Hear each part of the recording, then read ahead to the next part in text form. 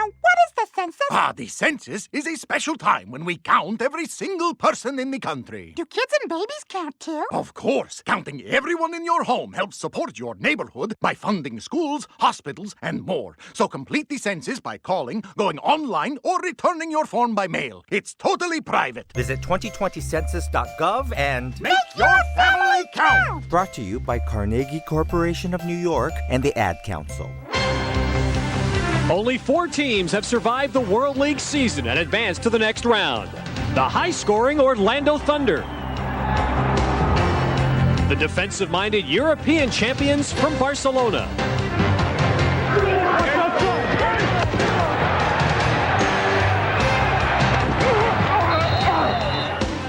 Sacramento won the divisional war and advanced from the West. Catch, baby, great catch!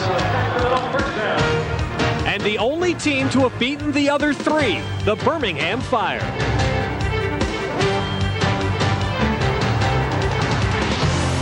Now it's playoff time, and the Fire, despite its victories over the other contenders, advanced as the wildcard team. Their ground control offense is powered by running back Elroy Harris.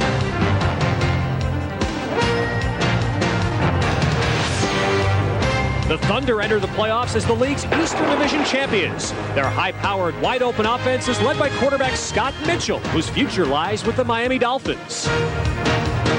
His favorite target is Redskins property Joe Howard Johnson, who has tallied 5 touchdowns on the year. It's the World League playoffs, the Birmingham Fire and the Orlando Thunder next on USA. Welcome to Good Seats Still Available, a curious little podcast devoted to exploring what used to be in professional sports. Here's your host, Tim Hanlon. Hey there, everybody. How are you? My name is Tim Hanlon. Of course, this is Good Seats Still Available, the curious little podcast that is consistently and constantly and never-ending focused on what used to be in professional sports. Yeah, that's our genre. That's our little niche. That's our little curiosity that we try to poke around each and every week.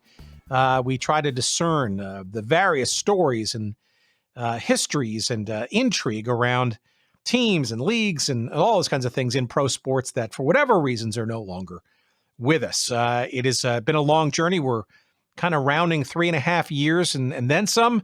And there just seems to be no end to the various topics that sort of lay in this ever-widening niche, it would seem, around our little defunct and previously domiciled and related stories in the realm of pro sports. We're back into football this week. We're happily so. And the little audio clip that you heard at the top of the show hopefully gives you some kind of indication of where we're headed this week. In particular, we're going down south to Birmingham, Alabama, of course. And the clip, let's talk about that. 1992 was the year, May 30th to be specific, in 1992. The USA Cable Network, and that was the dulcet tones of one young Ted Robinson, calling a World League of American football game between the Birmingham Fire and the Orlando Thunder. Remember all them? Yes, that was the playoffs, the second year of the 2 years of the original version of the World League of American Football, those 2 years being the ones that included actual teams in the United States. And 2 of those teams, Birmingham and Orlando at that time, playing a playoff game. And it turned out that Orlando would just pummel Birmingham in this game, a 45-7 crushing of the Fire. And of course, that turned out to be the Birmingham Fire's last ever game in the World League of American Football, completing a 2-year run. Not a bad season, this 1992 for Birmingham. A 7-2-1 regular record, although there were a number of teams that had some pretty good records around that level. But it is an example of the one, well, not the one, but one of many teams that called Birmingham home in the realm of, let's call them, challenger football leagues. We get into this conversation, this topic, and it's very intriguing, as you can imagine, whether you grew up in Birmingham, just a fan of football in general or not, with our pal Scott Adamson. He, a longtime sports writer, not only in the Birmingham area, but across the South. I think is currently in the South Carolina region. I think he's written there as well. He's got a tremendous website at adamsonmedia.com where he blogs since his semi-retirement from the daily grind of newspaper writing. And one of the passions that he has, and we get into why and how in this conversation, is this fascination with pro football of the, let's call it the challenger or off-brand variety. Birmingham constantly on the short list, as recently as the Alliance of American Football last year, the Birmingham Iron for their less than one season. But dating all the way back to, as we'll talk about with Scott in a few moments, the World Football League, right? That came a-calling. As that league was getting up and running, Gary Davidson and his crazy crew working on rustling up some franchises and challenging the NFL like he was doing with all these other leagues too and other sports. Birmingham, right, a cradle of football passion, certainly at the collegiate level and certainly UAB now, but obviously longstanding with Auburn and Alabama and the Iron Bowl, all that stuff, right? Certainly high school football and just seemed to be and continues, frankly, to seem to be a fertile area for various exploits in pro football. The World Football League came a knocking, as it did with fledgling, shall we call them, underserved pro football markets like Memphis and Orlando via the Florida Blazers and a bunch of others, right? And we've seen Birmingham not only in the two, yes, there were two versions of the WFL in Birmingham, those being the Americans and then the Vulcans in their second incarnation or season. But even beyond that, other leagues kept on coming and calling and knocking on the door of Birmingham to be part of their enterprises as well. So after the demise of the World Football League, well, who came a-calling but the USFL, right? Very successful league that only lasted 3 years, and we've gone into a whole bunch of different conversations around that. Please indeed check them out. But for 3 years, the Stallions were quite the thing. They were one of the strongest franchises in the USFL, very well supported. The Birmingham Fire, as we just alluded to, a 2-year enterprise in the World League of American Football, the first 2 years of that league's existence, and the only 2 years that had teams not only in Europe and in Canada and Montreal, but in the United States, including, of course, the Birmingham Stallions. Excuse me, not the Stallions, the Birmingham Fire. Sorry, Stallions are USFL. It's hard to keep up with them, of course. That's part of the story. And that's not even including, of course, what came later in the Canadian Football League. We talked about the Birmingham Barracudas as part of our conversations with Ed Willis and a few others. We talked about the Canadian Football League's, shall we say, dalliance in bringing various teams to the United States for a couple of seasons. Birmingham was one of those, the Barracudas. People have some fond memories of that, even though they only lasted one season. And if that weren't enough, what about the old original XFL from 2001? Remember the Thunderbolts? Well, people in Birmingham do. And so does Scott Adamson, our guest this week. And he has encapsulated it all in, again, his new book, The Home Team, My Bromance with Off-Brand Football. This is a tremendous chat. We get into why people are intrigued with, consistently ongoing efforts to challenge the NFL with pro football leagues. But I think growing up and living and writing and understanding Birmingham especially, why is this city constantly on the short list? It's got to be some goodness to it. Why is it constantly disappointed, I guess, when these leagues and maybe the teams themselves somehow just dissipate? And frankly, why can't Birmingham yet again make it on the radar for, let's say, the next version of the XFL when it gets up and running? I got to think Dwayne Johnson and his team, his former wife, et cetera, have to be looking at Birmingham anew. I mean, the Iron in the AAF were a pretty good team. I think they were done in by some bad weather for their games. But, I think Birmingham is a pro football market or a football market beyond just its collegiate roots. I think is absolutely very much alive and kicking, so to speak. Although, we can talk about whether pro leagues in football should exist. There's been there's been a litany of them that have not made it. It doesn't seem to stop people from continuing to try. We get into all of that and more with our guest this week, Scott Adamson. We're talking about pro football of an off-brand variety in general, but in Birmingham specifically, and all of it endlessly interesting and a wonderful conversation. Please stick around for it in a few moments' time. And what better sponsor this week than one of our newest that is so exceedingly relevant, and that's 417 Helmets. 417 Helmets. That's 417. The number is 417helmets.com. Promo code Good Seats for 10% off all of your purchases. Our pal Judd Lasher is the extraordinary guy behind this wonderful site that is specifically focuses on these beautifully handcrafted mini football helmets. They are smart looking. They're wonderful additions to your sports collection, your man cave, whatever football team on the collegiate level, the lower division collegiate level, the pro level, and especially the forgotten teams from the various leagues that have come and gone in football, including, of course, all of the Birmingham teams that we just mentioned. So do you want to find some great, high-quality crafted mini helmets from the Birmingham Vulcans of the WFL or their predecessor, the Birmingham Americans of the WFL? You'll find them there at 417helmets.com. Well, you weren't around during the 70s and you only kind of got into off-brand football during the 1980s? How about the USFL Birmingham Stallions mini helmet? How about the World League of American Football Birmingham Fire helmet? Very colorful, as all those teams were in that league. You can find that there at 417helmets.com. And of course, the Barracudas of the one-year experiment in the United States, at least for them, in the CFL, that helmet is there as well, as is the original XFL Birmingham Thunderbolts version. All of those and more.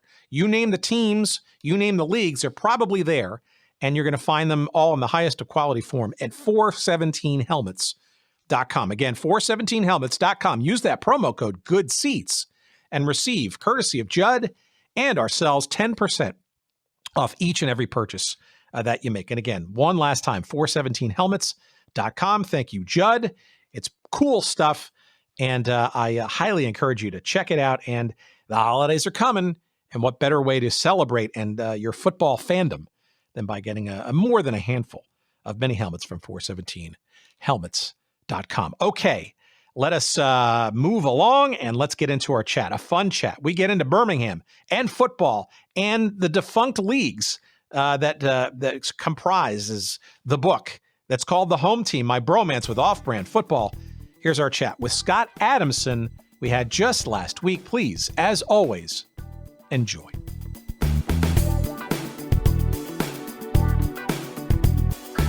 Why don't you, you know the drill, I think, with this silly little show that we've been doing for, approaching 4 years now, believe it or not. Wow, that's great. Well, I don't know how great it is. It's certainly, but it's certainly interesting. But it does speak to something that is very real for a lot of people, and that's sort of this romance, or as you call it, subtitled bromance, with teams and leagues that have come and gone for whatever reasons that have crossed our individual or collective radars. Why don't you, before we go into your specific story and all this stuff, why don't you give our audience a bit of background about what qualifies you to talk about the topic at hand? Because you've been covering sports as part of your profession for quite some time, and I think it's very relevant. Sure. Actually, when the World Football League, I grew up in Birmingham, Alabama, for starters. So naturally, if you grow up in Alabama, especially in the 1960s, if you were a sports fan, it was basically either Alabama or Auburn, and there was minor league baseball, but certainly in a football crazed state like Alabama, college football was huge. So that was really the big deal, I think, for most people that lived in Alabama. But for me, for whatever reason, I had a real obsession with professional football and specifically the American Football League. there was just something great and fun about it for this, I'm this little kid, and I'm just fascinated that there are guys who are like in their mid-20s that are playing football and they're making money for it. And I thought it was the greatest thing in the world. So I became a Jets fan. And I think probably part of the reason was Joe Namath was the quarterback. He played at Alabama, so that sort of set the stage for that. But I just really liked the pro game. And living in Birmingham, I just never really thought that Birmingham would be part of the pro football world. I just thought, we're a small town, and Atlanta has the NFL, New Orleans has the NFL, and it's just not going to happen for Birmingham. So when the World Football League came along in 1974, and I'm a 13-year-old kid, that's the biggest deal in the history of the world. I'm just stunned that Birmingham has professional football. So I learned everything I could about the team, fell in love with the WFL, and, like a lot of 13-year-olds, I don't really think you're thinking about financing. So I wasn't terribly worried that the World Football League was going to go under or anything of that nature. But, of course, I found out pretty quickly that finances were a big part of professional football. And but still, I love that team. They won the championship. And then the next year, the Americans folded actually with the entire – a lot of people don't realize that the WFL actually folded in 1974 and was reformed and came back in 1975. It was still called the WFL, but I think officially it was New League Incorporated. So they came back with the Birmingham Vulcans that year. And it just, step by step from then on, you went from the World Football League to the USFL to the World League. And I just followed all these teams, starting as a kid fan, working my way up to where I actually got into the sports writing business in the late 80s. And ended up covering some of these teams. So I ended up writing a book about it, which sort of, I think, takes everyone on the journey that people go through from being a young person who's heavily into sports, and then you just follow it throughout your life, because the timeline of the book literally takes me from the time that I'm an early teen up into my 50s.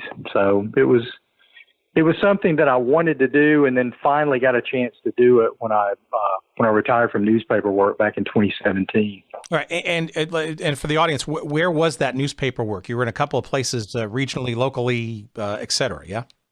Yeah, I started my newspaper career in 1987 in a place, Talladega, Alabama, which is better known for racing. It's about 50 miles from Birmingham. But I spent the first 16 years of my newspaper career in Alabama and the last 14 in South Carolina. So I was kind of a long distance Birmingham sports fan, for the last decade and a half or so. But yeah, my entire sports writing career was spent in those two states. Well, it's interesting, the 13-year-old memories, right? So that's certainly a theme that has come up more often than not around first-person stories, conversations that we've had. And frankly, it actually traces back to maybe it took me a while to sort of figure this out. My similar situation, but mine was NASL soccer. We'll get to that part in a minute later. But, I grew up in the northern New Jersey area, the New York Cosmos, or the Cosmos, after they moved to New Jersey. That sort of proverbially once in a lifetime, all that assemblage of, at the time, probably the world's best players and the Warner Communication. I mean, there's all kinds of stuff, right?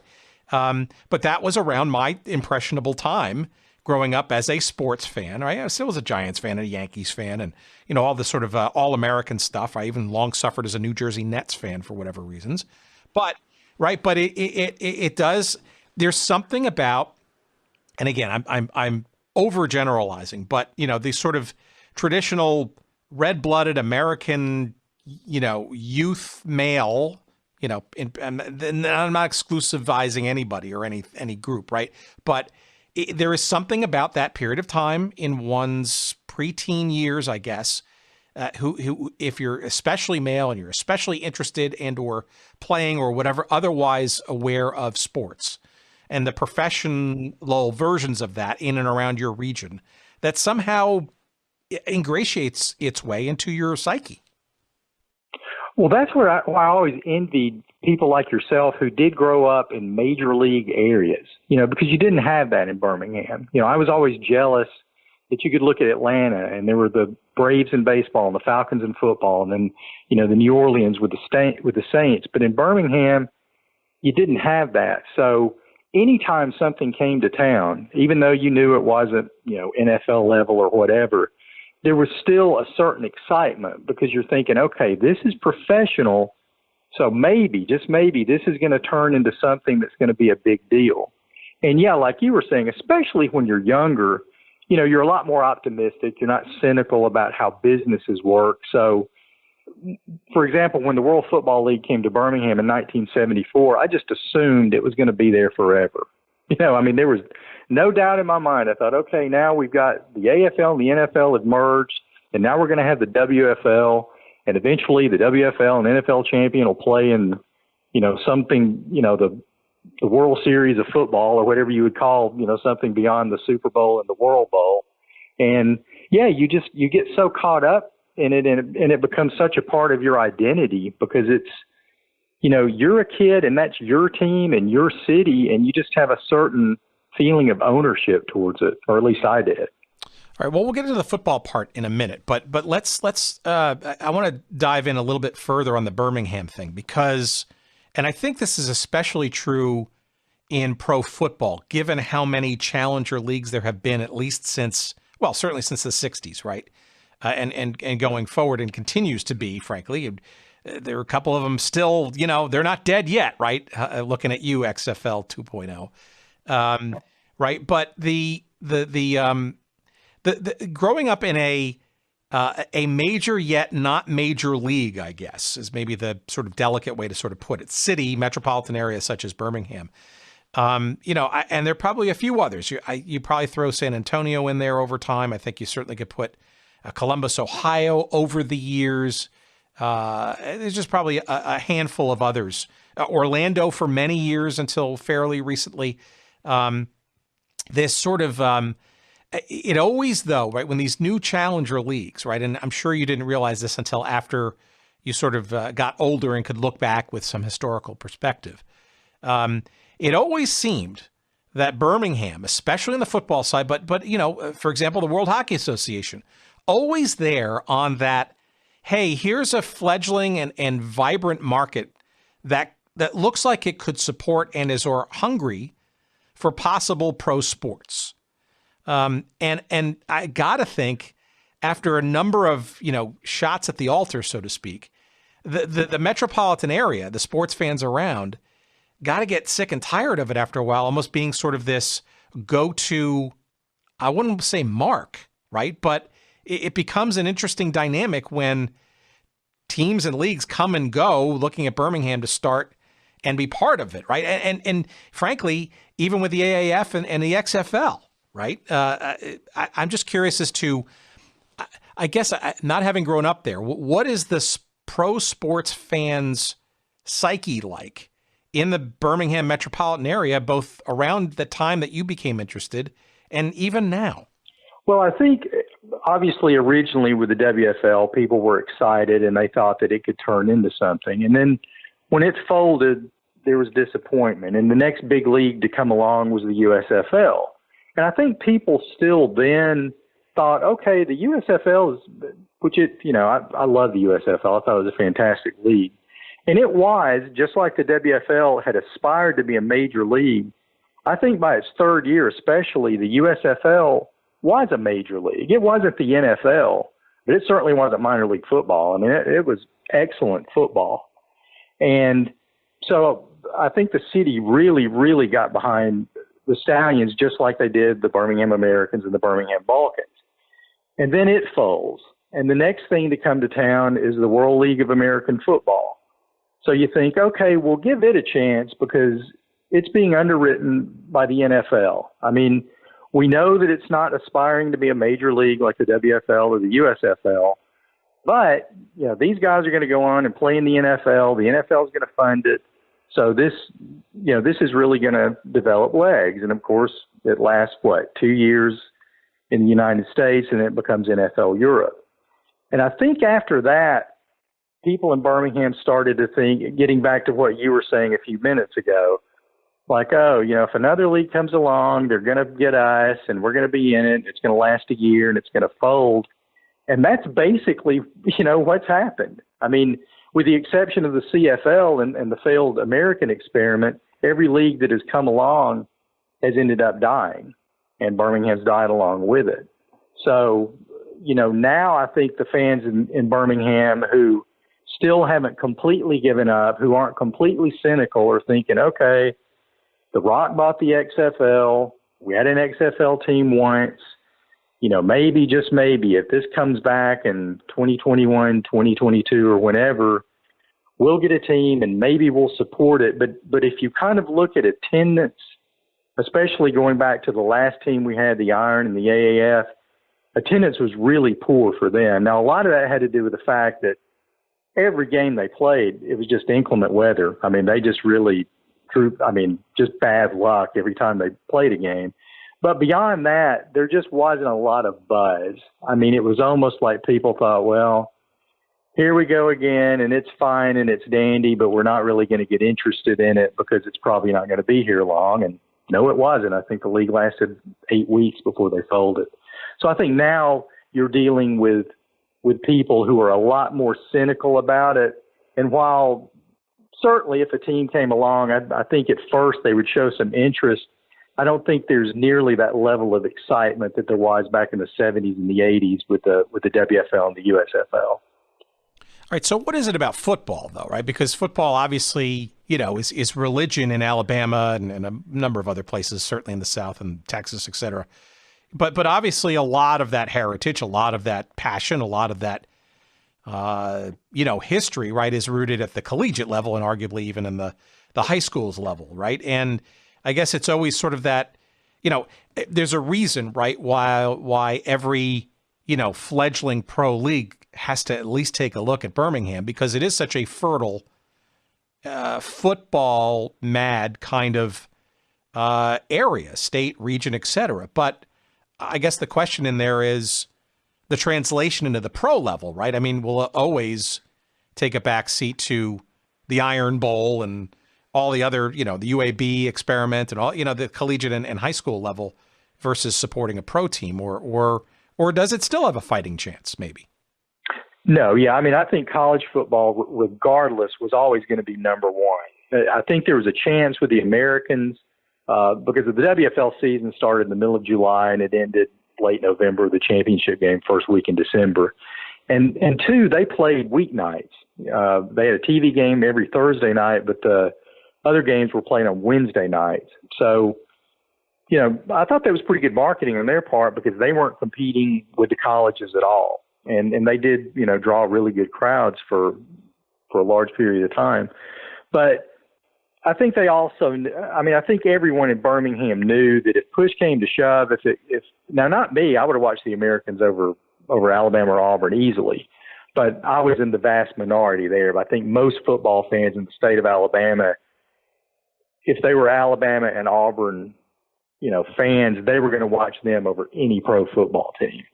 So that's what was so good about the USFL playing in the spring. Again, there's no competition, and they really developed a pretty rabid fan base.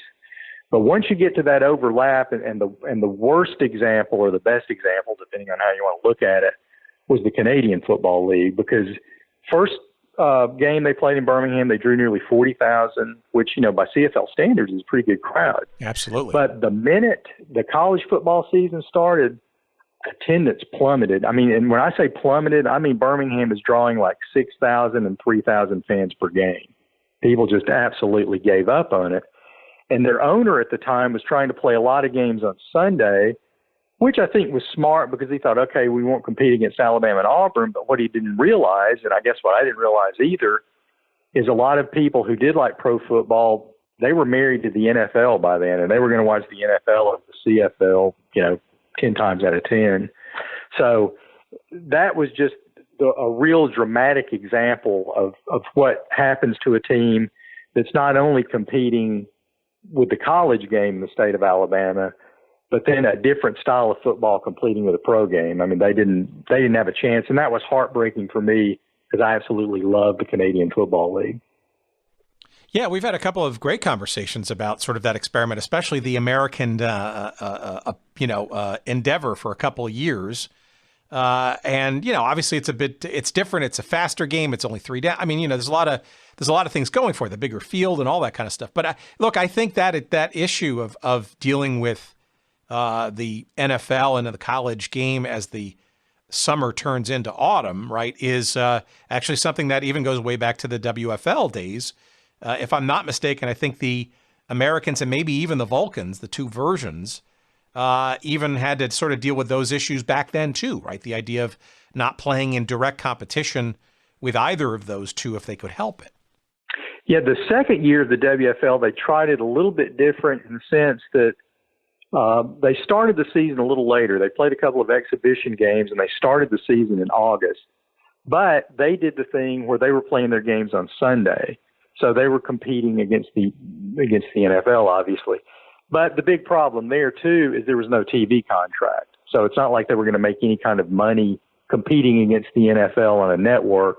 And I think that's another reason they folded after 12 weeks.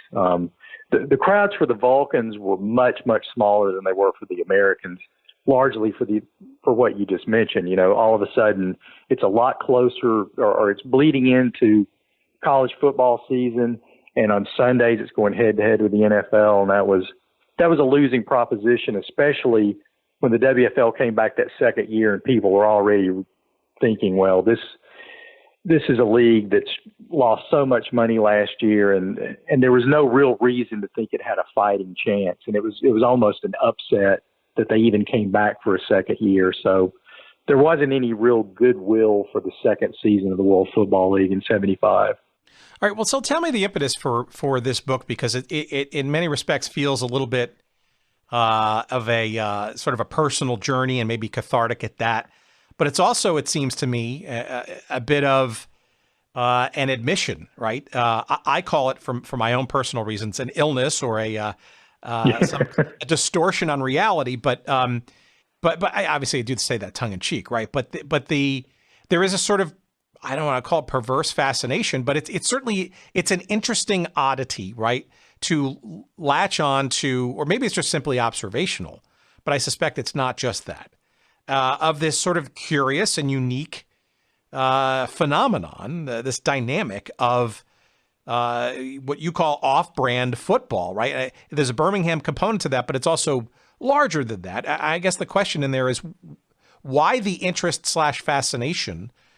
Is it tied in with your earliest memories of pro football, or is it representative of maybe something else, bigger maybe? Well, I think certainly that's how it started. Just being such a huge pro football fan as a kid, and then to have a team of my own, and to go from when you had the Americans and the Vulcans, which were both very good teams. And then when you had the Stallions, which by the second season and of course the third season, they played for the conference championship, those were really good teams. And I think, as far as my journey as a fan, those were the teams that I was truly into. I mean, I was a fan. I wasn't working in the newspaper business at the time. And so I could just devote all the time that a fan normally would to just being just a rabid supporter of these teams. But then if you jump to the World League of American Football, by that time I am working as a newspaper writer. So, I'm covering, you've learned to be objective. You've learned to go to games and be dispassionate about what you're watching. So I still, in my own time, I wanted to succeed, but if you're in the press box, you're obviously not cheering for them. You're just covering it and you're looking at it more from the standpoint of looking for a good story as opposed to looking for a good game. And I noticed that obviously by that point I'm seeing things with a much more critical eye because I'm covering them, and you're getting a little bit more inside information, and you do know it's a business, and all the naivete that you had years earlier as a young fan is completely gone. But for whatever reason, anytime Birmingham got a football team, just bells and whistles went off in my head. It's like, oh, this is something that I have to spend a lot more time on than I probably should, that's probably healthy. just because it interested me. And that's sort of what led to me writing the book, because I think my first thought was, I could write just a basic bare bones history of pro football in Birmingham, and maybe a few people would like that, because there are some people who, you can get on Facebook groups and see people who are absolutely obsessed with the World Football League. But then I thought, anybody could do that. I would kind of like to share my experience. I wanted to do a book that was not necessarily a history of the teams as much as it was my history with the teams. And so then it became fun that way, because I could work some personal anecdotes, and I went to a lot of games with my dad, my brother, and I just kind of took it from the standpoint of being all, wide-eyed and looking at it in such wonder when you first start, to by the end of it, it's like, well, here's another one that didn't make it. So, it is an obsession. And if another team comes along, whether it's the new XFL or the Freedom Football League that Ricky Williams is trying to get off the ground, I'll be all over it. I will be, I'll learn everything I possibly can about it, for better or worse, just because it's what I do. You've got to also, though, sense that the patterns, right, start to repeat themselves, maybe, like the watch-outs and, okay, here's the league, and, where's the funding, and who's the backers, and where's the TV, or I got to think, at what point do you sort of like, I'm guessing that you've built in some kind of, calloused checklist, if you will, of like, here, which boxes are these going to check or not check, and what to look out for? You're hinting, for example, the AAF experiment, right? I got to think that you were probably, quicker and savvier than most to know almost maybe exactly when this thing was not going to continue. Well, let me tell you, I can answer that.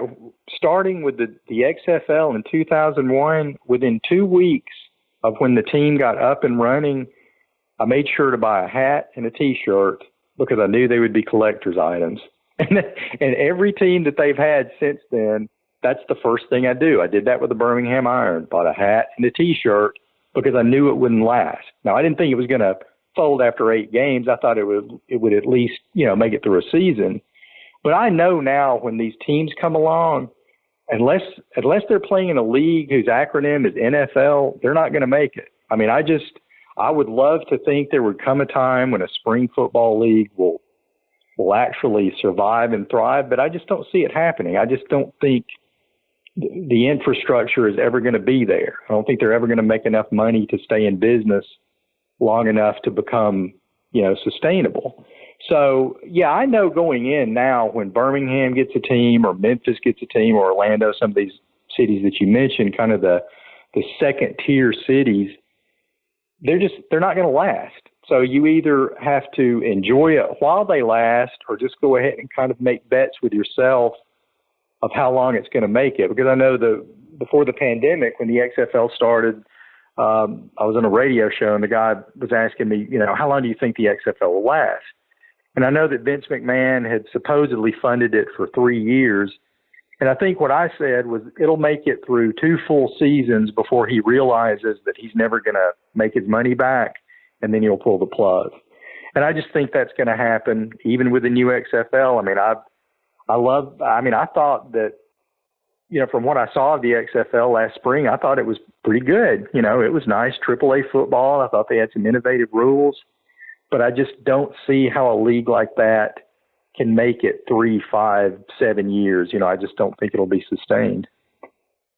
What do you remember of those? Maybe you can kind of take us back to those first 2 WFL experiences. And the key asterisk for all of this is that the only, if you will, 2 champions, maybe champion and a half, of the 2 versions of the WFL were the Birmingham teams, right? The Americans and then the Vulcans, right? The Vulcans, by virtue of their best record, there was no actual World Bowl or playoffs or conclusion of playoffs or whatever.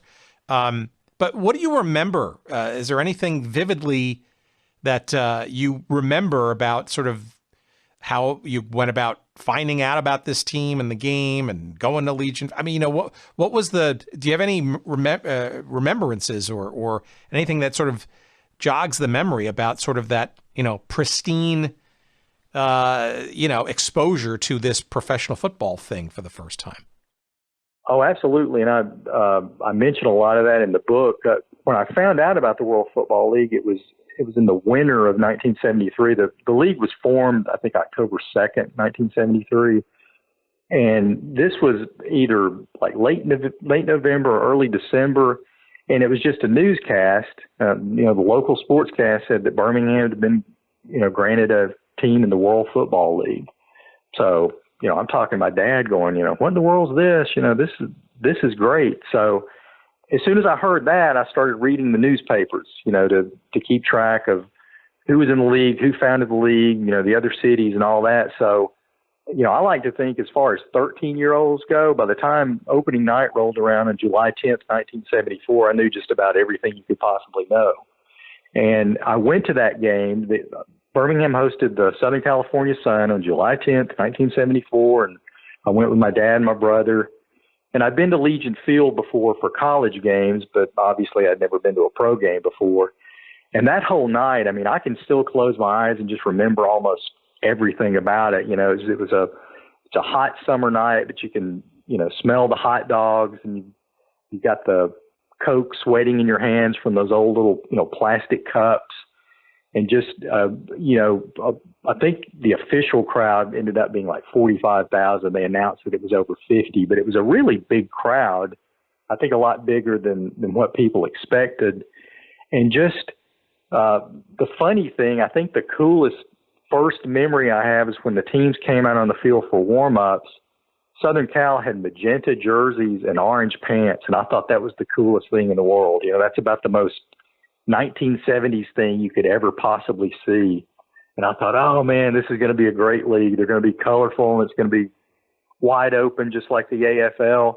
And unfortunately, that particular game, even though Birmingham won, it was very boring. The final score was 11-7. Birmingham's only score came on a 50-yard interception return for a touchdown. So their offense only generated a field goal.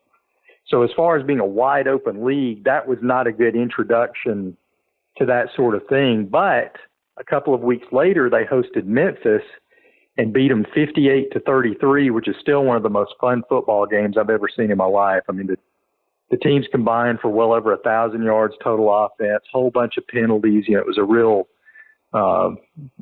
chippy game all the way around. And there were 63,000 people at Legion Field for that. And it was just this great raucous crowd. And those are things that still, I can't remember what I had for lunch yesterday, but I can remember being at the stadium and just the sounds and everything else. And it's still just such a wonderful, vivid memory for me. And it was a little different with the Vulcans the next year because, because of all the problems that the WFL had gone through in its first year. But the Vulcans sold public stock, and my dad bought $25 worth of stock in the Vulcans. So I was really proud because I thought, well, hey, we own this team. Of course, I wasn't real proud after after it folded, but that was a pretty good feeling to be a young teenager and think that you quote unquote own a football team. Well, it's probably a better souvenir than a T-shirt or a hat, right? Yeah, exactly. Well, we had one of our earliest episodes a couple of years back was a really fun discussion with Howard Zuckerman, who was the director and producer of the TVS television network games broadcast. Oh, nice. USFL. And just the stories there. It's our, for those who haven't listened to it, it's our episode number 26. There were points during the first, I think it was the first season, because I don't think they had a TVS contract the second season, where, as the league, was sort of week 10, week 11, where it was getting, dicier and Houston was moving to Shreveport. All kinds of stuff going on. They would basically be in this truck, in the middle of the country, not knowing where they were going to go for the next couple of days to go to the next game. And it was almost like spin the wheel as to where they were going to be heading next. But I got to feel that, but yeah, you look at some of those games that are actually, on YouTube and elsewhere, some of those crowds were just, whether papered or otherwise, right, were just, raucous and fun. And it seemed like it was a real event. I think people also forget too. And this is the question, I guess, for you is how much about football did you know about, the rules and that kind of stuff, or was it more the spectacle? I mean, I think for fans, people don't recognize that before the WFL, the goalposts in the NFL were still at the goal line, right? And one of the innovations that the WFL brought to the table in '74 was moving those goalposts back to the back of the end zone. I suspect that you have some memories of that too. Do you remember though watching games on television as well? How else did you follow the team besides going to the games? Oh yeah, I did. That game when Birmingham played Southern Cal, that was on Wednesday, and their game of the week was on Thursday. And the first game of the week was New York Stars at the Jacksonville Sharks. And I believe that game drew something like 60,000. So I remember watching that with my dad, and you're getting reports from around the league what the attendance was. Like Philadelphia had this huge crowd and all this kind of stuff. So, my dad's thinking, well, I'm kind of surprised. I mean, it looks like people are really interested in this league, and maybe at the time because the NFL was still preseason, of course, but they were on strike, so. My dad was thinking, well, maybe people are just kind of gravitating towards this league because they're playing and the other league may not. So, this might be something that's going to work. So what I did, every game that was on Thursday night, I watched. I mean, it didn't matter who was playing. I was just, completely obsessed with the league at this point. And, as far as Birmingham games, their road games, I would listen to on the radio, and the games that they were playing at home that I couldn't make, I would listen to. So, and of course, I read everything you could possibly read about them in the two local papers. But, I kept up, especially early on. And when you were hearing about how great these crowds were, I think a lot of people were very positive. But then it was only like maybe 5 or 6 weeks into the season where you learned that they were papering the house, all the 60, 70,000 people that showed up in Philadelphia, only like 5,000 paid for tickets. And when some of the financial shenanigans started coming out, you notice attendance was dropping, pretty dramatically all around the league. Even Birmingham. I mean, Birmingham, which, I mentioned that Memphis game where they had 60,000 and they were regularly drawing 40 and 50,000. By the time they hosted the World Bowl for the league championship, they only had 30,000 there, which in another WFL city might be pretty good. But for Birmingham, I think that kind of showed that people realized that the WFL was really not long for the football world. Well, look, and the IRS was waiting for the game to end to get whatever collateral they could. Confiscated their equipment. Yeah, it was amazing. But I mean, the Americans, though, I mean, besides being the WFL champions, right? I mean, they were undefeated at home. I mean, they were quite something. I mean, what was it about this team that you could sort of piece together, maybe in your rearview mirror, that made them stand out despite all of these crazy distractions, obstacles, and other efforts to maybe undermine their success? Yeah, that was what was so incredible about them, because they were undefeated at Leach Field, and they started out the season 10-0. And except for, they had a couple of close calls, but at that point, you think they're a juggernaut. I mean, they were just one of those teams that just had an ability. They played the Chicago Fire in a hurricane and beat them 41-40. I mean, it was just they just seem to have this ability to rise to the occasion. And again, you're a young fan and you're looking at these guys as your heroes. And I'm automatically thinking, hey, this is one of the best football teams in the world. They could just walk onto an NFL field and beat anybody. And of course, my dad said, son, no, that wouldn't happen. But I mean, if you want to believe it, that's fine. But, I just thought they were the best thing in the world. But then the funny thing is, when you grow up in a state like Alabama, where you root for Alabama or Auburn, you're used to teams, if they're having a good year, you want them to go undefeated. So Birmingham, I think their final record was 17-5. They did win the championship, but the second half of the season, they kind of struggled. And the week after they beat Chicago to improve to 10-0, they played at Memphis. and lost 46-7. And I remember just being dumbfounded and heartbroken, thinking, "Good grief, how did this happen?" They beat this team 58-33 in Birmingham, and they can only score one touchdown. Just got absolutely blown out, and they were real spotty the second half of the season. But this was a league that played 20 regular season games. Injuries obviously were catching up with all the teams in the league at that point. And two, it's probably hard for a lot of guys to stay focused when they're not getting paid. And that was pretty much a common theme around the league. I know the Florida Blazers, when they played in the WFL championship game, once they got to that game, they had gone 3 months without being paid, which is just, unbelievable. When did you know, as a 13-year-old self, that things were a little fishy and or suspect or were you just, a blithe or just unaware or not caring, frankly, about any of it, and you were just more interested in rooting for the team? Well, I was oblivious up until I guess I don't know if it was when one of those franchises folded. That kind of, I thought, if a team in a big city like Detroit can't make it, that kind of worries me a little bit. And then when New York went to Charlotte, you figure New York in any league is going to be the gold standard. They're going to be the bell cow of whatever that league is. And for them to move, that's when I really started worrying and thinking, maybe this isn't as great as I thought it was. Maybe I need to go back and start cheering for the Jets again, because I know the Jets are going to be here. They're going to be here forever. They might not be good, as we all know now, but they're going to be here. And so I think late in the season, the reality set in. And then when the Vulcans started, when year 2 of the WFL started, I was kind of antsy about the whole season, because they started with 11 teams, and it was only 2 or 3 weeks into the season when Chicago folded.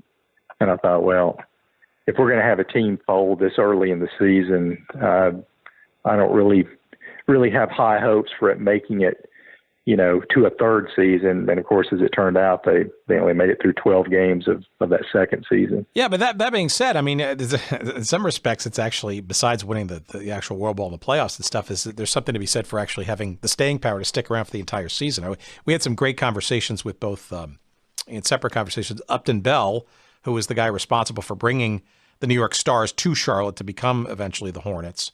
And just a hilarious conversation with John Sterling, the New York Yankees longtime broadcaster, who, among other things, when he was, a young fledgling sports play-by-play guy as well as sports talk guy, he was the voice of the New York Stars for the handful of games they played at on the road, but also Downing Stadium in New York, and just the ragtagness of that and the broadcast, and not having an actual radio line, so they had to use the telephone for the first couple of games. Just the craziness. The fact that there almost should have been an award for not only the team who was the last team standing, shall we say, but who made it through all of that stuff, right, for whatever reasons, and despite all those obstacles.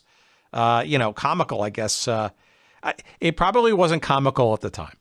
No, but it's when you look back on it, and I think it was some documentary maybe that ESPN did, where one of the team's buses broke down or something, and one of the players got off and he just started walking away from the bus, and one of the other guys says, "Hey, where are you going?"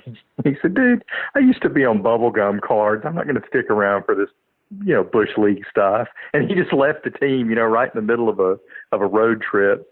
But yeah, now when you can look back, I'm sure a lot of these players are, think it is humorous now, but it couldn't have been funny at all to go all those months getting beat up and playing your heart out and not making any money at all. That was, I don't think any players, especially those that jumped from the NFL to the WFL, expected that to happen to them, but it happened to an awful lot. As a fan, how much did you have hopes in the reincarnated second version of the WFL that second year?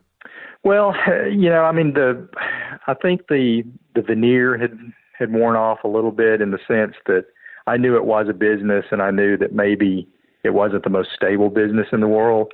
So I tried to get, especially when my dad bought the $25 worth of stock, I tried to get excited, and I did get excited originally. I thought, well, maybe because they had the Hemitter plan where the players got paid a percentage of the gate, and supposedly they had all their financial ducks in a row, and they were going to be able to make payroll. And I thought, okay, maybe if they can just get on their feet, get through this year, then they still have a chance to be a decent league. But even me, by the second year, I knew that it wasn't the NFL. It would never be the NFL. I just kind of hoped that it would hang around long enough to where I could still enjoy it. But again, as the season progressed, you just, I was reading everything I possibly could about the league, and the news was always bad. It seems like every Monday after a Sunday weekend of games, you'd read about, the WFL is close to folding.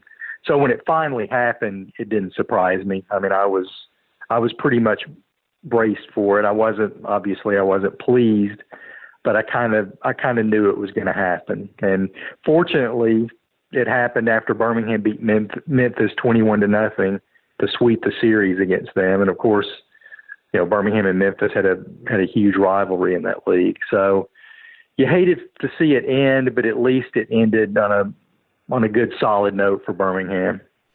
So let's fast forward to the 80s, right? And the USFL.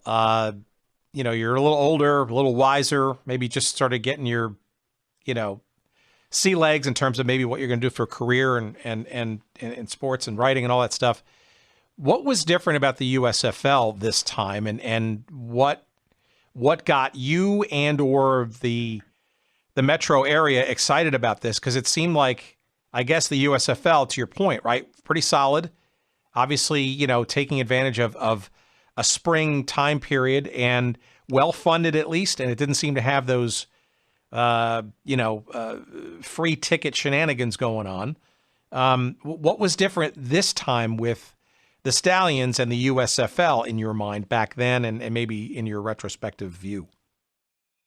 Well, for me, when it started, I was interested in it, but I wasn't obsessed with it originally like I was with the WFL because, and this was 1983. I'm in college, University of Alabama at Birmingham, UAB, and our basketball program was really, really good at that time. So I was, the USFL season started in March, and UAB was making a run towards the NCAA tournament. So I was really into college basketball at that point. So Birmingham's first game was against the Michigan Panthers at Legion Field. It was a cold night. It was drizzly. I think there were 30,000 people. Birmingham loses 9-7. Just was not a fun game, So I went to it and I thought, well, this looks like a pretty solid league, and I wish it well, but I'm just not sure how into it I'm going to be. But then as the season progressed, when basketball season finally ended and we got into the summer, Birmingham was never a particularly good team that first season. I think they finished 9-9 or something.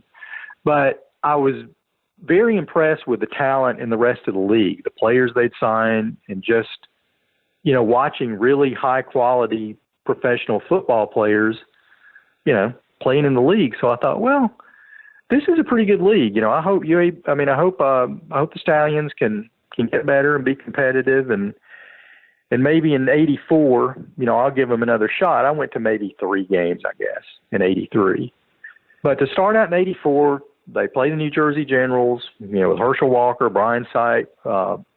They lost, but there were, I think, 60,000 people at Legion Field for that one.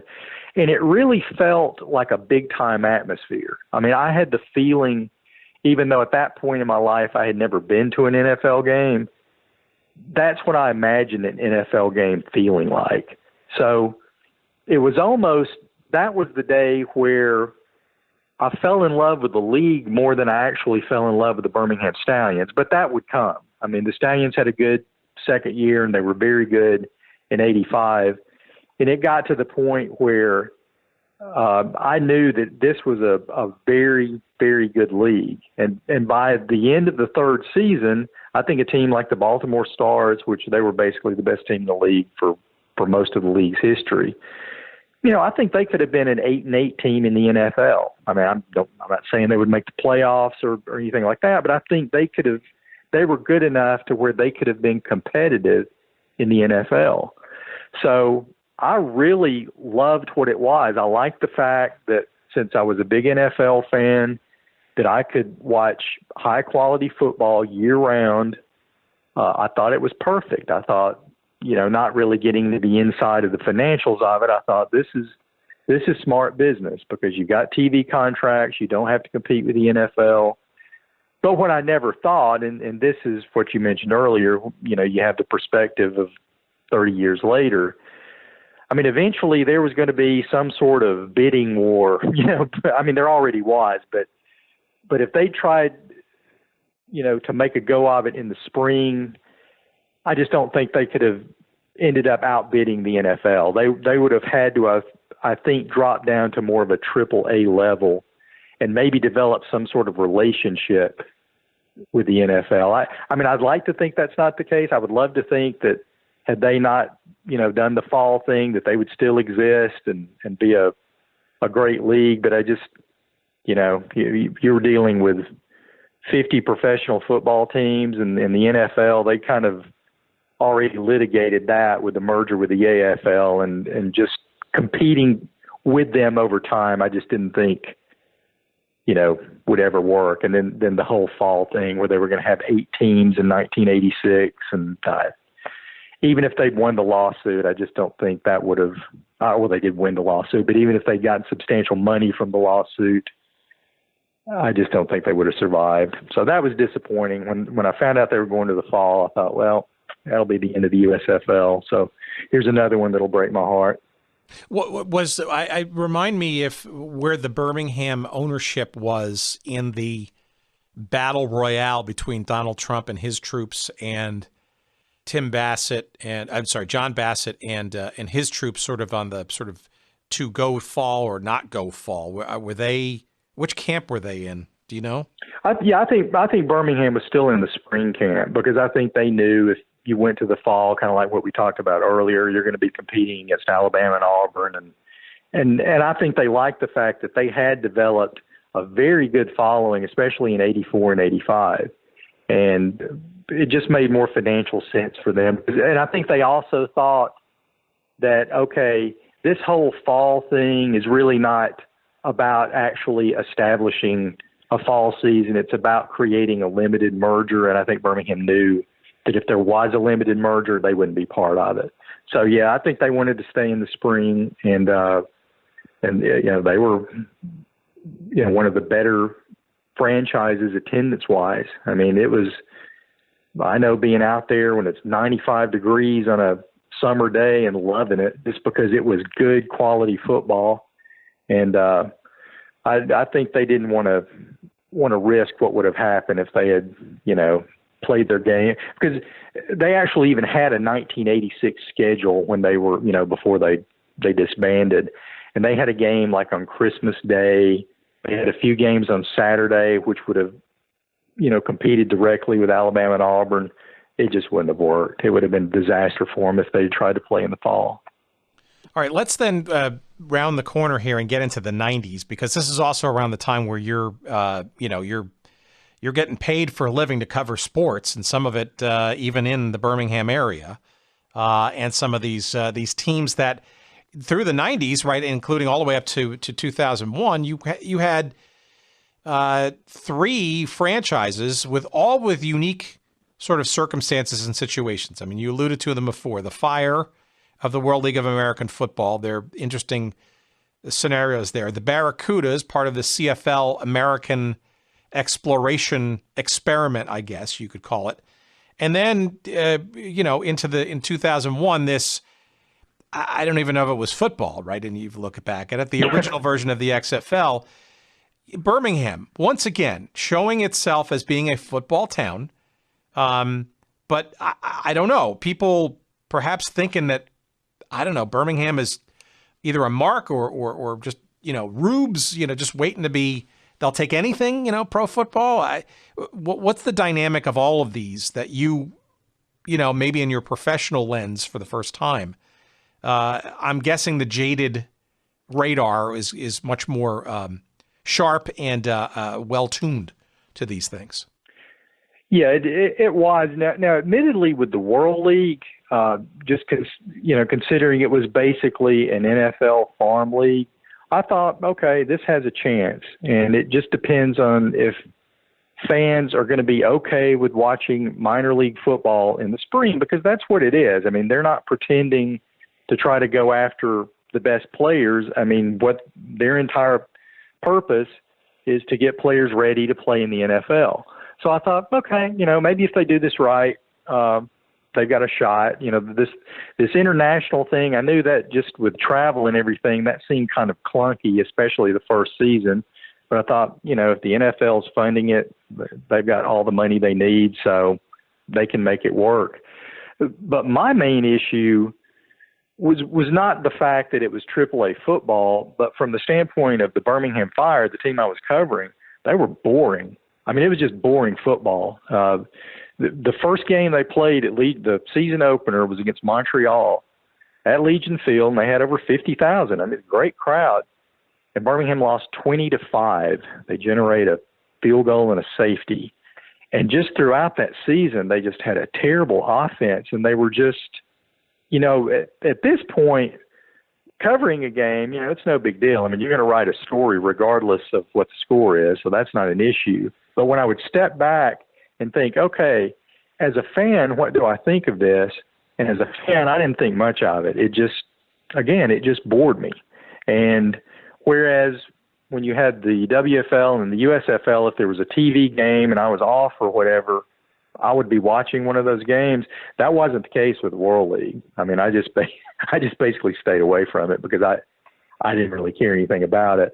And then, in year 3, when they decided to move everything to Europe, obviously you feel bad for the people stateside that have lost their jobs. But as far as losing the Fire from a fan standpoint, it didn't really bother me. I mean, because I was basically at that point watching them because I had to and not necessarily watching them because I wanted to. So they started in 91, so they lasted a couple of seasons. CFL team comes in 95. I mentioned earlier, I love the CFL, but I knew pretty quickly that I was in a very small group of people in the state of Alabama that really like the CFL. So I was and I feel bad about this because I should have vetted it better. I shouldn't have been so naive. I just kind of assumed, since the CFL had been around for years, I just kind of thought that eventually this was going to become like the North American Football League, and they would have 10 Canadian franchises and 10 U.S.-based franchises. And it wouldn't be the NFL, but it would be a nice secondary league and perfect for someone like me that just likes the gameplay.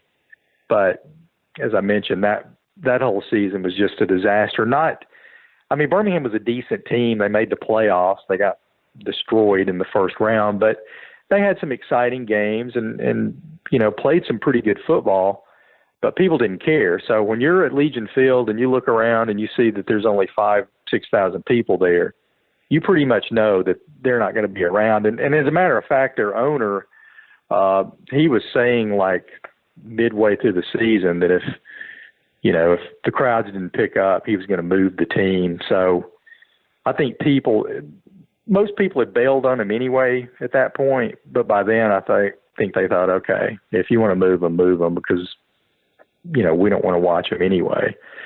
And then when you go to the XFL in 2001, actually, before we go to the XFL, I have one question on the Barracudas situation. Sure. Do you remember anything about? I'm just curious as to how Legion Field got retrofitted to accommodate that larger field and that extended end zone, and like was there any cosmetic or construction? I don't know if it's a word, but was there any retrofitting that needed to be done at the stadium? Was it difficult to squeeze it in? Because I know it was a challenge for some other stadia in the United States when teams came calling.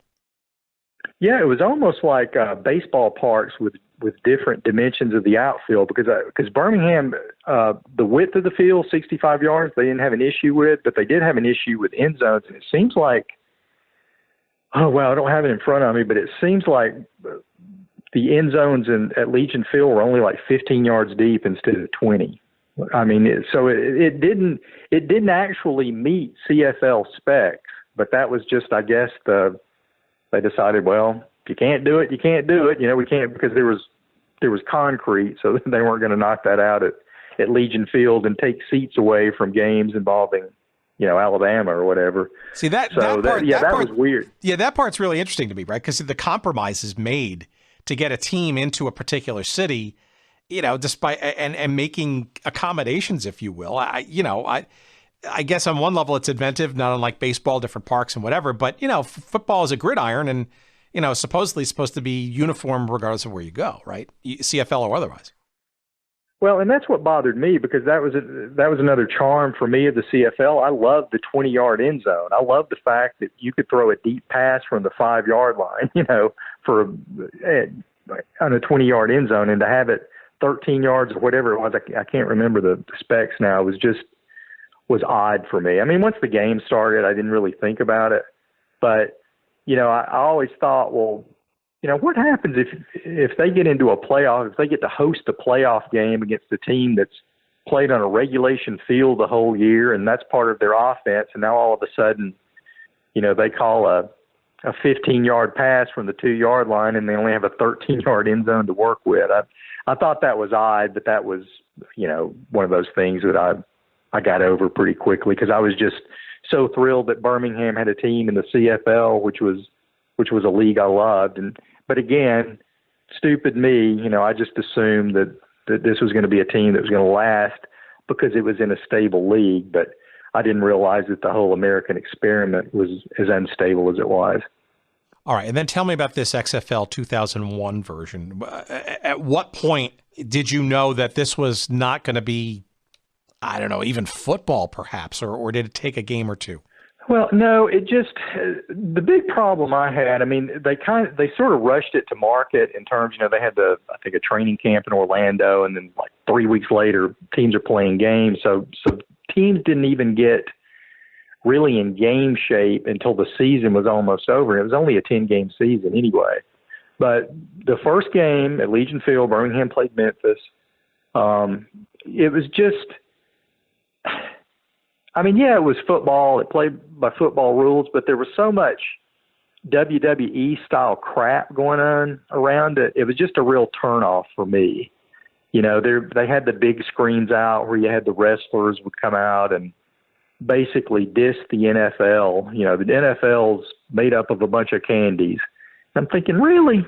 You've got basically double-A minor league football here, and instead of, maybe working with the NFL, you're going to go ahead and have an adversarial relationship with them. And it was a turnoff for me, because it was just everything about it. I mean, the telecasts were real sleazy, just misogynistic, and I just didn't like the product at all. And what made matters worse for me, from the standpoint of being a newspaper person, the Birmingham Bolts were awful. I think they finished 2-8.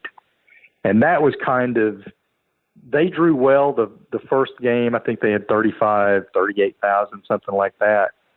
But then attendance just fell off. And if I'm not mistaken, by the end of the year, they had the worst attendance of any team in the league. And that was really a first for Birmingham, because Birmingham could always take pride in being among the top cities as far as attendance. But that wasn't the case in the XFL. And it probably wasn't so much all the WWE influence as it was the fact that Birmingham just simply was not a good football team. They didn't play good football. They got beat pretty soundly, and it was not a fun experience. All right. Well, let me ask you this one last question, and I can go on for at least 4 hours with more stuff. And maybe we'll find an excuse to do it again on some other tangents, either specifically or generally around all of this. There's a piece on your awesome blog, by the way. It's and we'll certainly promote it during the course of the preview and the post roll for this show. But it's adamsonmedia.com. There's and I guess this sort of encapsulates, I guess, a big question that I still have here in all this, and that's Legion Field. It's been there for, I don't know, seemingly since football was a thing, right? I guess in lore, it's been there forever. Is it called the Gray Lady? I don't know. It always looks gray to me on television. Yeah, it's the old gray lady. That's one of its many nicknames. Okay, so give me a sense. So the theme through all of these teams that we've been talking about is it's always been at Legion Field. Now, I'm sure it's been upgraded. I'm sure the UAB football program, now that it's back and frankly more vibrant than ever, although that's saying something in the COVID years. But obviously, obviously it did have its death's doorstep for a moment in time a couple of years back. What is the state of that stadium? Is its charm sort of waned in the midst of what I guess are more modern amenities that modern big stadia, are even minor league baseball and Major League Soccer, right? All have these, brand new shiny stadiums with all the latest amenities and stuff, but yet here is a venerable stadium with lots of rich history. I'm sure has been upgraded to a certain extent, but is still, probably far from the most, modern, sleek, and amenity-filled arenas out there. Helpful, hurtful? Does it matter? And Legion Field generally. Give me a sense of its place in Birmingham sports stature, as well as maybe part of its future as being a home for a football team. Is it past its prime for such? It is. It's basically reached museum status because UAB is playing their final season there this year. Next year, there's a new downtown stadium that'll be completed, which is called Protective Stadium. I did not know that. 45,000. Yeah. So Legion Field, as far as big ticket items, this is probably it for it this season. There may be, high school games played there, or some small college games played there occasionally. But as far as its time in the sun, this year is it. When UAB's done there, they'll never come back. I'm pretty sure that the bowl game that Birmingham has is going to move to Protective Stadium. And, for me, I love Legion Field. Just from the nostalgia standpoint, but this was a stadium that seated 80,000 up into the 90s, and then it got there were some structural issues, so they had to remove the entire upper deck, and they basically just plastered it and plastered it and plastered it. If you look at it on TV, it looks fine, but it's the last time I was there, I guess, was for the Birmingham Iron game in 2019. And just if you're walking, in the bowels of the stadium, it's just so antiquated now. And it's, I would love to see it still get some use, but I would more than that like to see it literally turned into a museum, just redone to where it's got the history of, Birmingham sports, from Alabama-Auburn to everything else, because I would hate to see it demolished because it's so much a part of the history. But in terms of being a viable stadium, yeah, its time has passed. And then it's going to be kind of sad for me next year as a UAB alum. I'll be very excited to see them move into a new stadium, but it's also going to be sad that Legion Field is for the most part just going to be sitting dormant.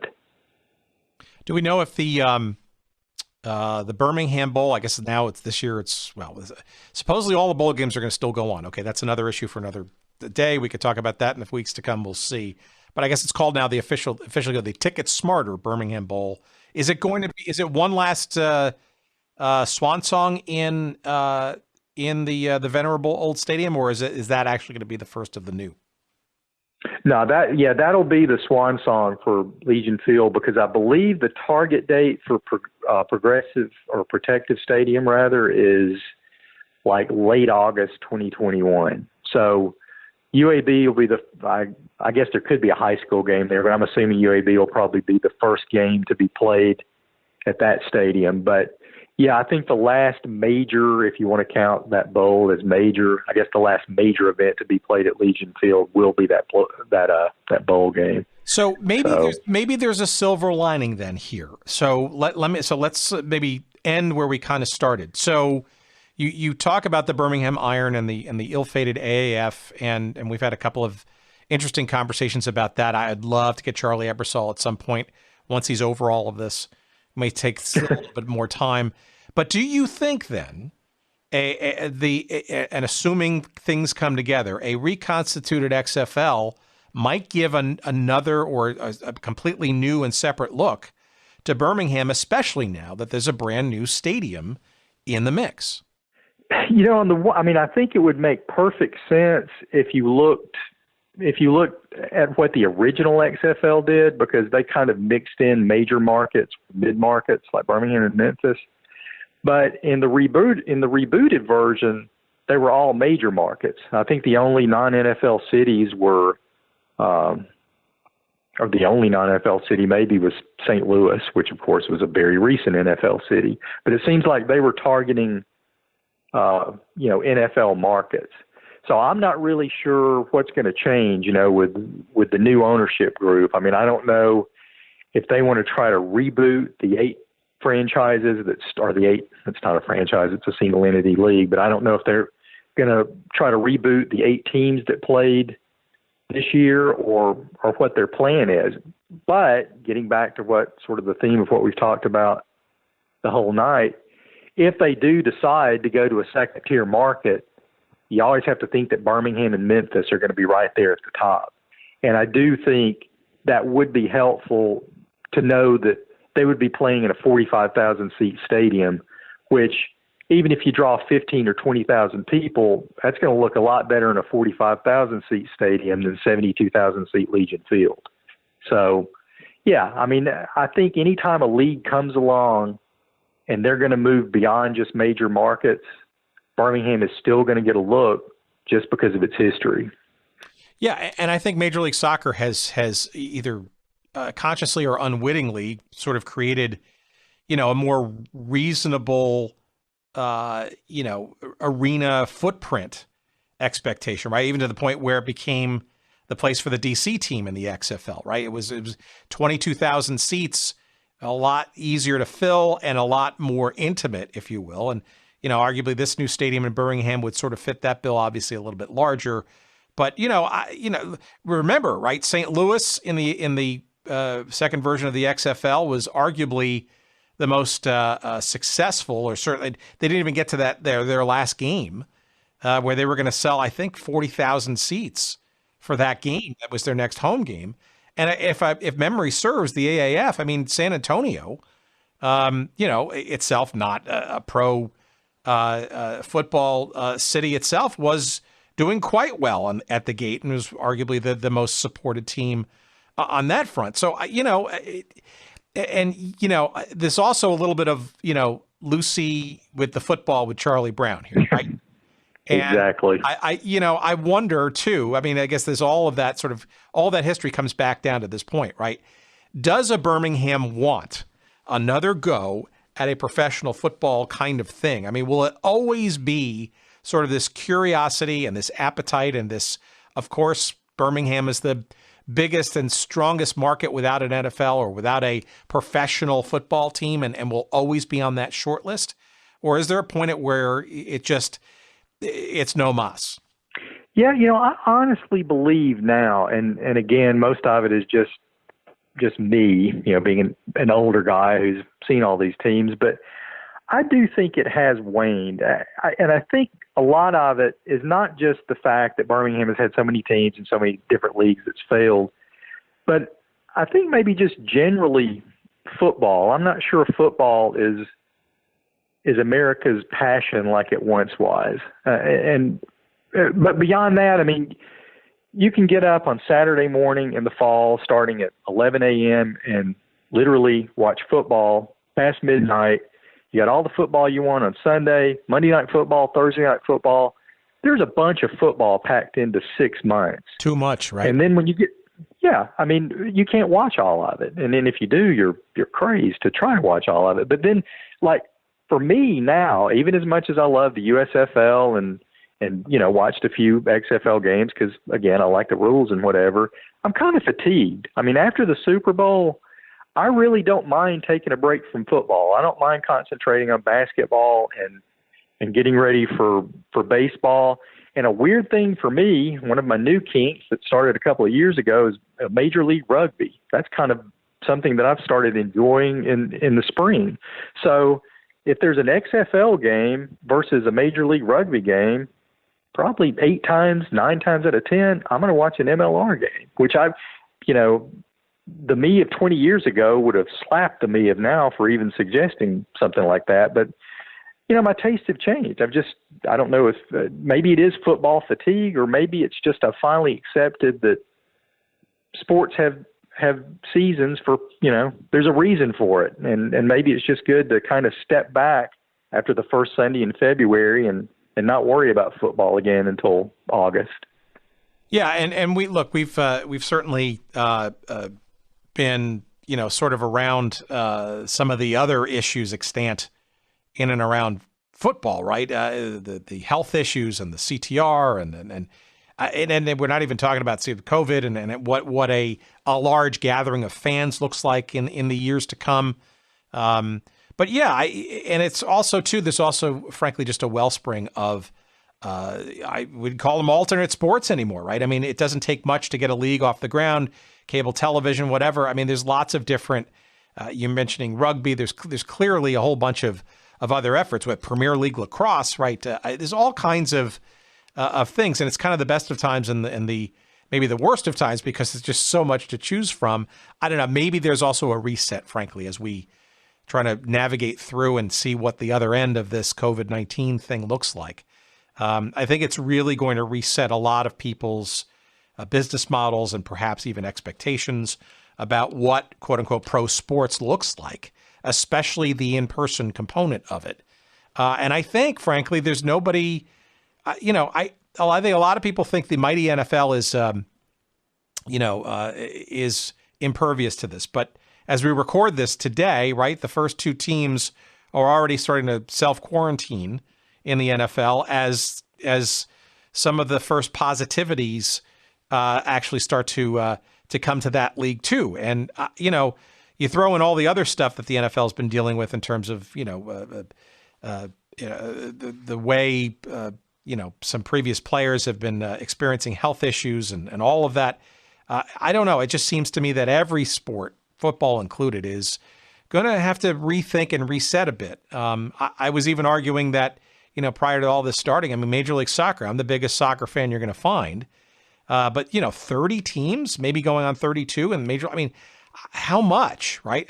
Where's the saturation point? And, you throw in all these current issues. I don't know. You wonder if there isn't a bit of a reset in our future for pro sports here.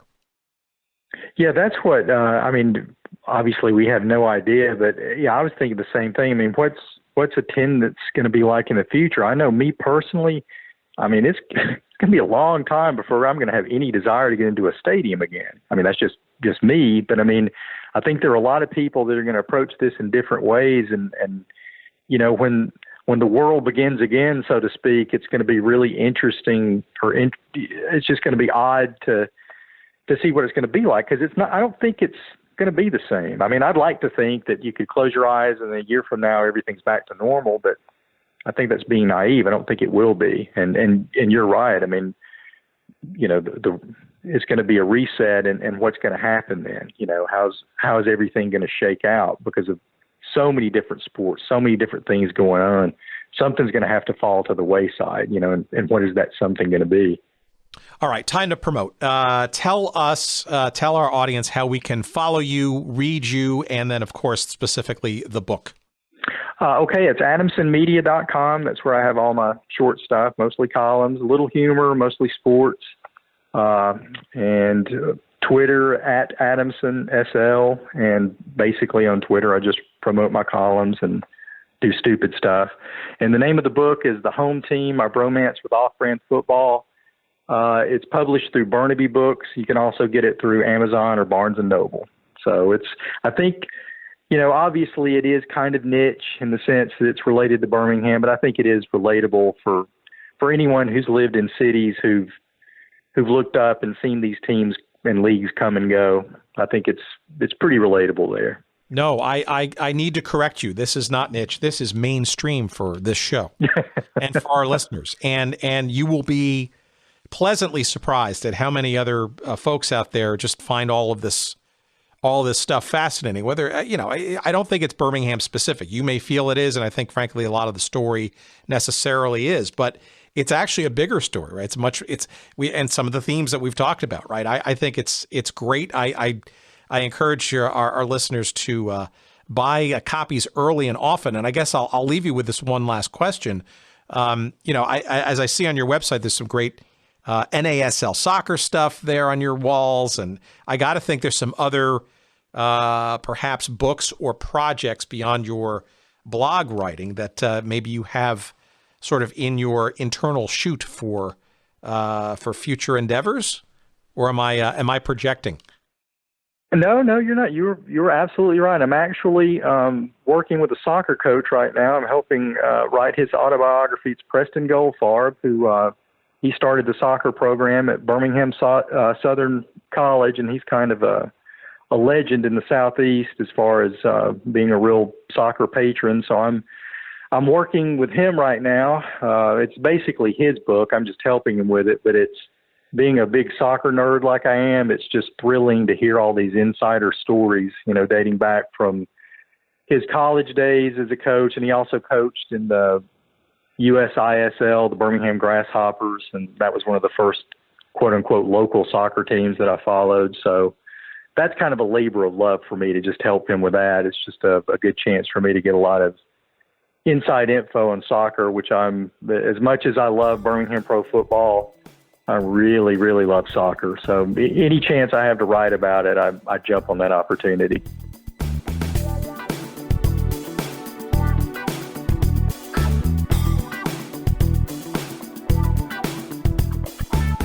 All right, our thanks to Scott. Let's see now. Scott's multiple blogs can be found on adamsonmedia.com. ADAMSON media, adamsonmedia.com. Great stuff. Follow. You can you send your email in there and get all his latest postings and stuff. And it's not just football, but soccer, other sports generally, other random musings. It's a hoot. Great stuff and some great imagery from his lair, his sports man cave, I guess, with the great stuff you'll see on his walls. I'm jealous about some of those hangings that he's got there. The name of the book that you want to get is called The Home Team, My Bromance with Off-Brand Football. It is published by Burnaby Books. You can find a link to that book from our website at goodseatsstillavailable.com. Just search up this episode with Scott and just click on that link. It'll whisk you away to either Amazon or a few other places. And I'm sure you could also buy it directly from Scott's website, too.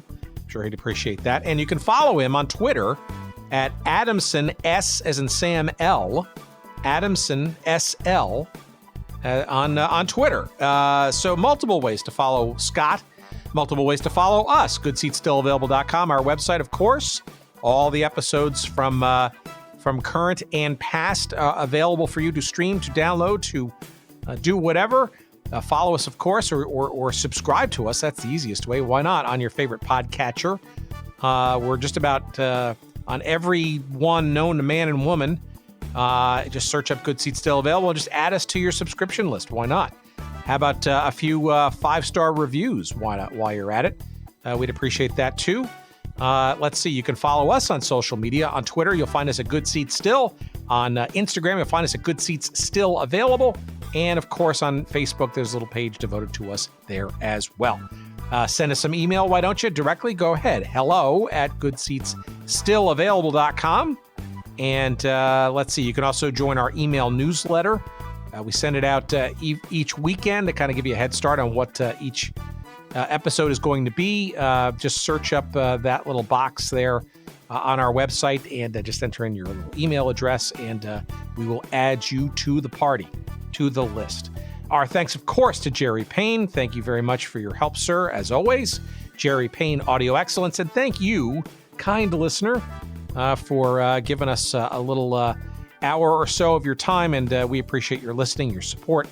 all your incoming email, and we appreciate it to no end. Thank you for listening. We'll see you next week. Until then, take care. Please be safe, and we'll talk to you soon. Bye-bye.